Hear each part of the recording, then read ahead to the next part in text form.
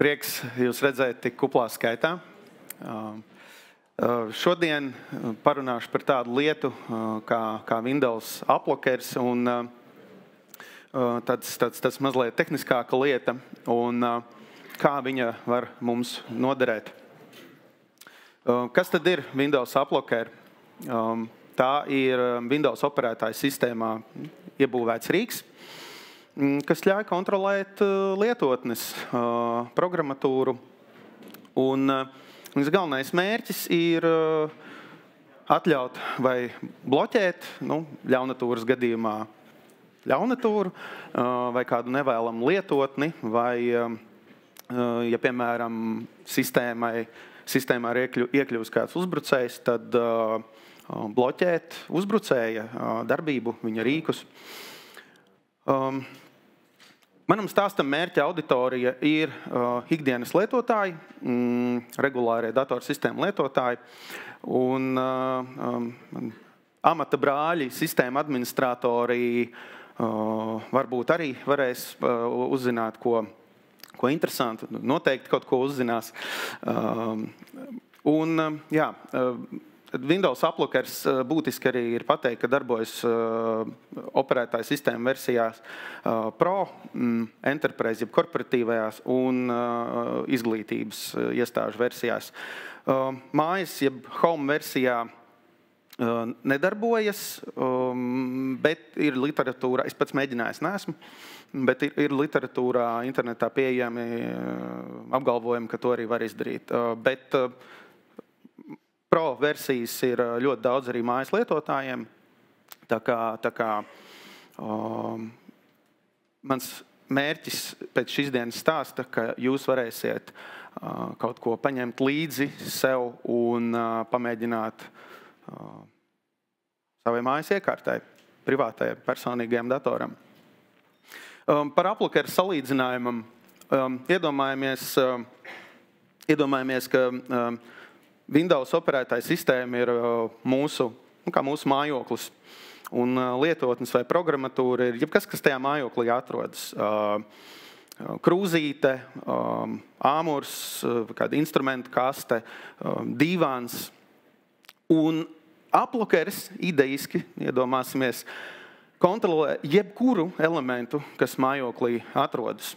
Un kontrolē pilnīgi no ikviena, kas potenciāli šo te lietu varētu lietot. Un iestatīt var arī dažādi, kā piemēram klubkrēslu pie TV var lietot cilvēki pēc 50 vai instrumentu kasti nevar neviens lietot bez īpašas atļaujas, bet, piemēram, nazīti un dakšiņu var lietot. Un tā doma manam salīdzinājumam ir tāda, ka, ja dzīvoklī mums ir kāds seifs, kurā ir vērtīgas lietas, un mums datorā ir vērtīgas lietas, es visu laiku šo te paralēli velku, tad, ja, piemēram, atnāk uzbrucējs un seifu grib atvērt ar āmuru vai kādu no instrumentiem, no instrumentu kastes, viņš to nevar izdarīt. Bet, piemēram, dakšiņu un nazīti var izmantot. Varbūt kāds meistars arī ar dakšiņu nazīti var tālu tikt, bet tas risks un iespējas samazinās. Ideja brīnišķīga. Es, piemēram, ja šitā būtu realitāte, es labprāt gribētu tādu iespēju savā mājoklī, lai es nevarētu leduskapi pēc 8:00 vakarā atvērt. Bet tātad tuvāk pie datora. Tas tātad ir Uplokers. Un šos te nosacījumus, ko tad mēs varam ar katru lietotni programmatūru darīt, varam tālāk nodefinēt šajā te rīkā.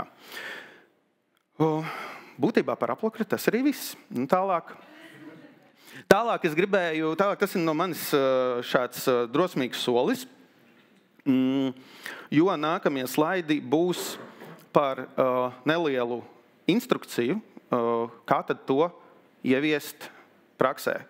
Tātad mans mērķis bija, lai jūs šodien varat kaut ko paņemt līdzi un pamēģināt saviem privātajiem datoriem. Jo AppleLocker vienmēr ir bijis korporatīvā vidē rīks sistēma administratoriem, bet pēdējo gadu kopš Microsoft Windows izstrādātājs viņu padarīja pieejamāku Pro versijai, kas ir arī lielai daļai privāto iekārtu. Mēs šo te varam uzlikt arī uz privātajiem datoriem. Un tā kā mēs esam, mūsu sistēmas privātās sevišķi ir visticamāk darbā organizācijā, kurā jūs strādājat. Tas par to jau ir parūpējušies sistēma administratori. Varbūt varat pajautāt viņiem, vai mūsu vidē ir tāda lieta kā AppleLockers. Ja gadījumā viņi jums saka, ka AppleLockers ir aizgājušais gadsimts un mūsdienās ir Application Control for Business angliski, tas ir tas jaunais rīks. Bet AppleLockers joprojām ir apkārt, viņš ir mūsu datoros, un viņi var izmantot, un tā ir tāds labs papildus līmenis, kādā veidā palielināt drošību mūsu sistēmām. Nu, labi, tad pie lietas. Man ir nākamie slaidi, es viņiem iešu pāri diezgan raiti, jo jūs varēsiet to prezentāciju paņemt, pēc tam uzmeklēt, un varēsiet izmantot viņu kā instrukciju, lai ieviestu, uzstādītu, iestatītu savā iekārtā. Šobrīd jums nav datoros nekas jādara. Būšu godīgs. Labi, es gribētu teikt, ka ieviešana, iestatīšana ir vienkārša, bet ir risks, vajag būt ļoti uzmanīgiem, jo risks ir, kā es teicu, tas kontrolē jebko operētāju sistēmā. Neuzmanības gadījumā ir risks kaut ko sabojāt tajā datorā. Pareizāk sakot, noslēgt pašu sevis no kaut kādas funkcionalitātes datorā. Dzīvokļu, mājokļu analoģijā tas varētu būt tā, ka es, piemēram, aizliedzu sev izmantot mājokļu atslēgas, vai arī, piemēram, viņas ir mājoklī. Visas mājoklī netiek, man vajag meklēt jau speciālistu. Tāpēc es iestatīšanu uzliku līmeni kā vidēju. Tieši šīs te uzmanības, vērības un uzmanības dēļ ieviešanas laikā. Uzturēšana ir regulāra vai neregulāra atkarībā no tā, cik bieži un kā jūs lietojat savu datoru. Piemēram, jūs par sevi varat teikt, es lietoju internetu pārlūku, PDF lasītāju, un tas laikam arī viss. Ļoti labi, tātad jums šīs te divas lietas ir jāatļauj lietot AppleLockerim, kad būs kāda trešā lieta, kā piemēram varbūt kāda datorspēle, tad viņi varēs pievienot šim te sarakstam. Un vēlreiz tātad es atgādinu par versijām, kuras pavisam noteikti tiek atbalstītas. Esmu izsvītrojis mājas versiju, bet tas, lai šobrīd paliek uz jautājumu zīmes. Tātad solis numur 1.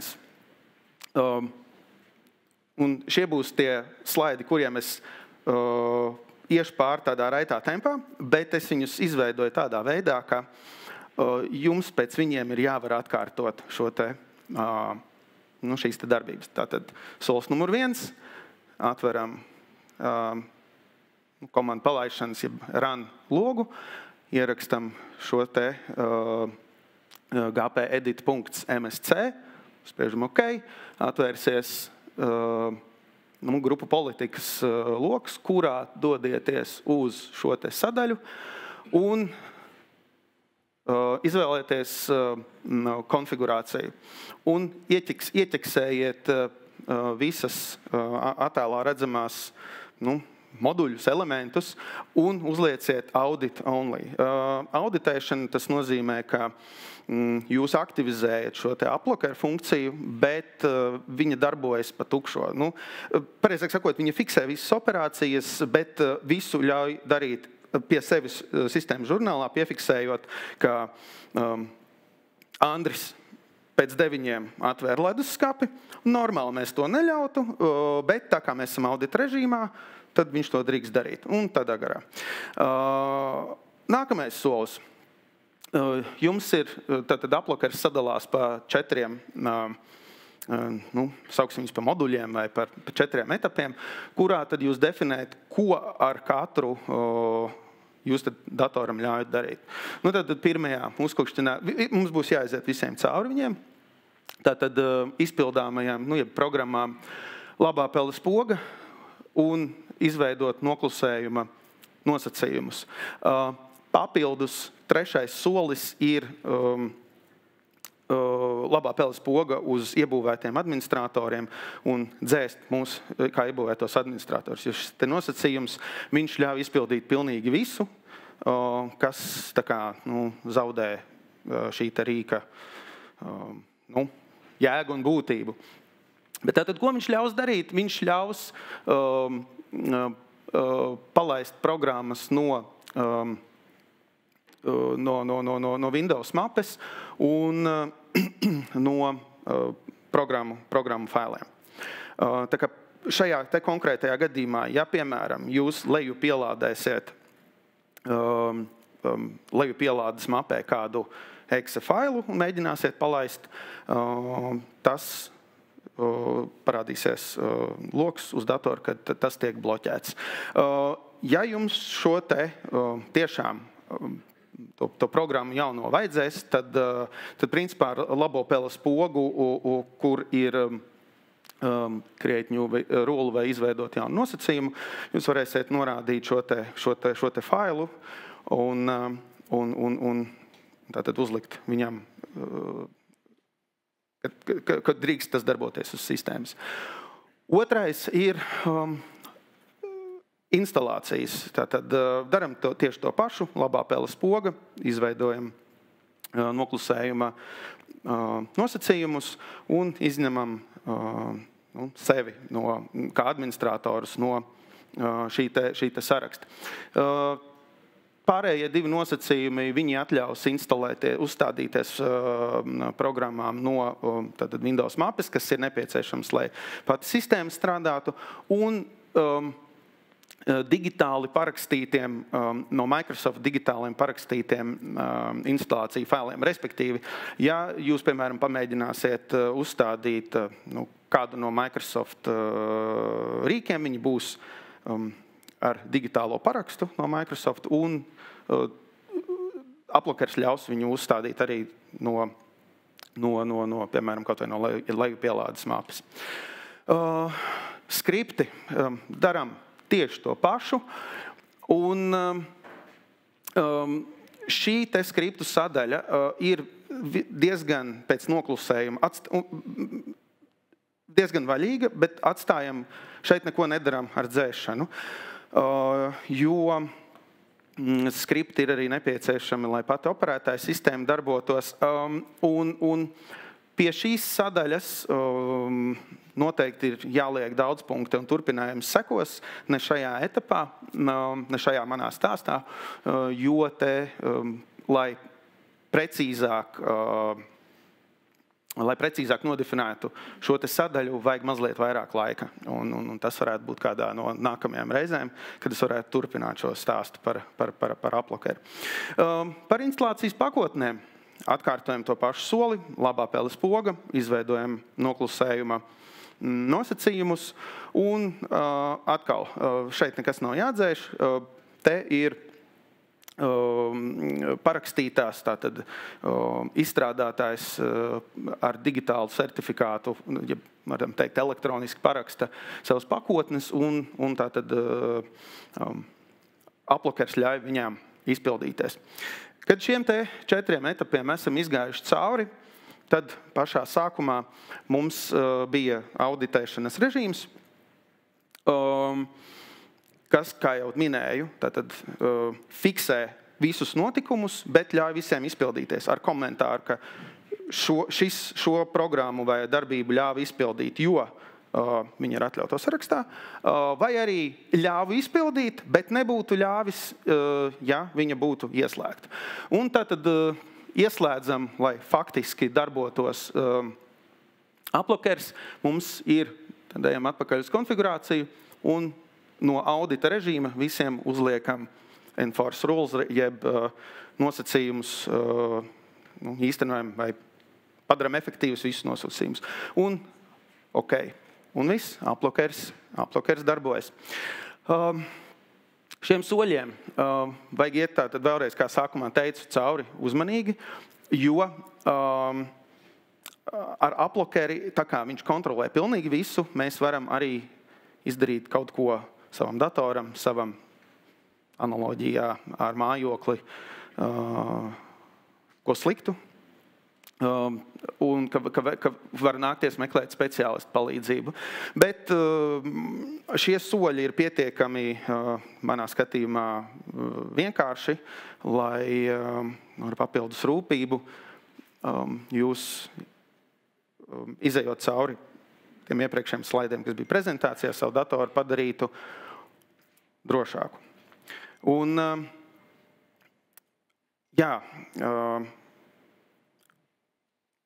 finālā es gribēju pateikt, ka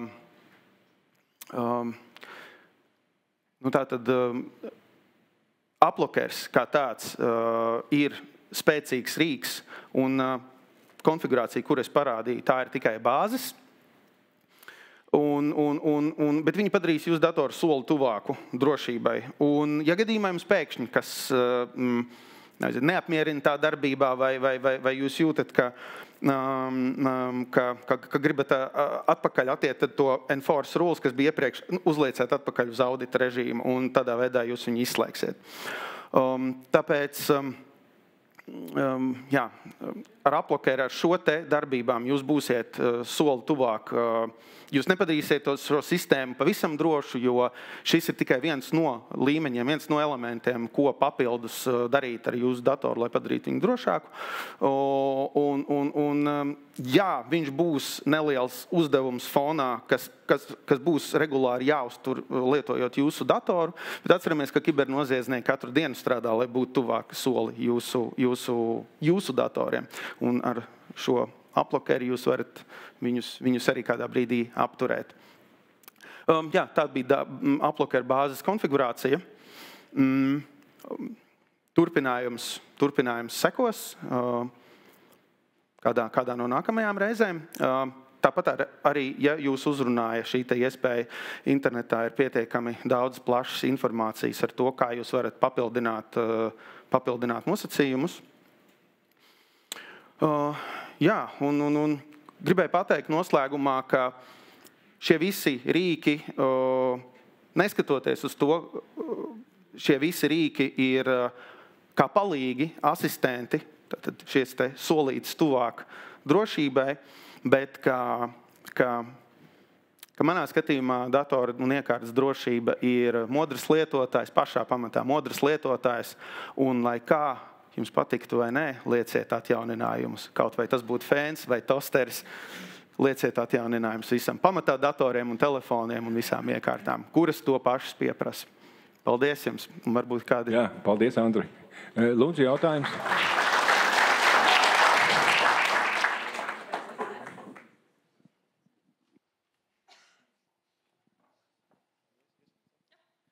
Sveiki, Aldis no Zabiks. Man ir jautājums, tā kā mūsdienās bieži izmanto Microsoft Entra, un datori ir iejoinoti tādā veidā, kur Intune ar konfigurācijas profiliem visu pārvalda, vai var natīvi izmantot arī aplokeri.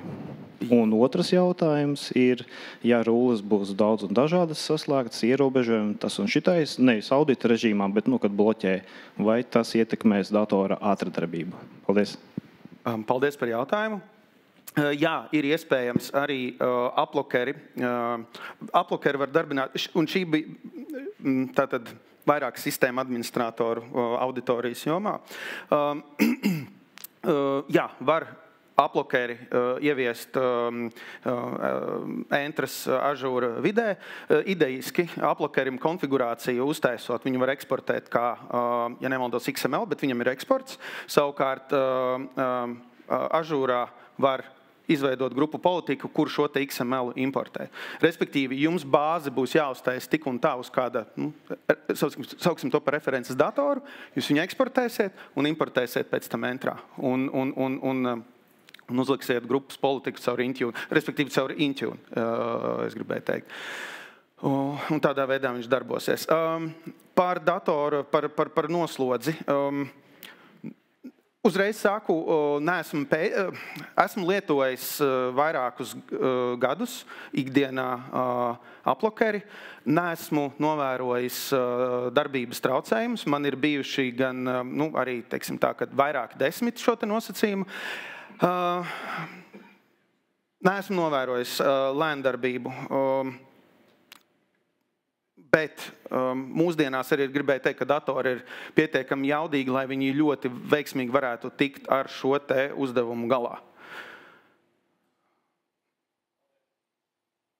Paldies jums par jautājumu. Jā, paldies. Lūdzu vēl.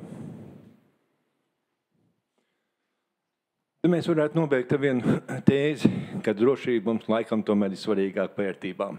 Šis ir šis piemērs. Mūsdienās, paldies, Andri. Jā. Paldies.